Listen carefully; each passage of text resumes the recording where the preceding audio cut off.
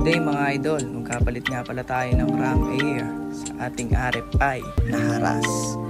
At ayan na nga mga pare, tatanggalin muna natin yung sa harap na bearings, tsaka yan sa may mini U-box, tsaka yung sa may malapit sa pump.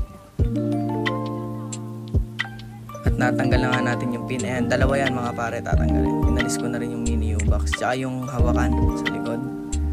Ayan, sa may bearing sa likod yung dalawang pin. Ngayon yung airbox na. Tanggalin lang natin yan, kabila at tornilyo yan. Tsaka yan, cover nyan. Tanggalin mo muna yan mga idol bago yung sa may loob. Tsaka yan, sa may throttle body, tornilyo isa. Tsaka yun, sa hose. At nilabas na nga natin yung ating RAM Air. Kabit na agad natin yan mga pare. At yun na nga mga pare, nakakabit na natin kay Haras yung ating bagong RAM Air. Next natin ngayon mga idol, palit fuel filter na rin tayo para maintenance pa rin yung ating poging RFI na si Haras mga idol. At yun na nga mga pare, nabunot ko na yung filter.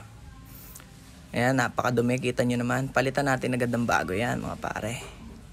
At yan na nga mga pare, kakabit ko na. Kinabit ko na yung hose. At yun nga mga idol, natapos na natin. Ayan, kabit na lang natin ka. At yun, tapos na mga lodi. Thank you for watching.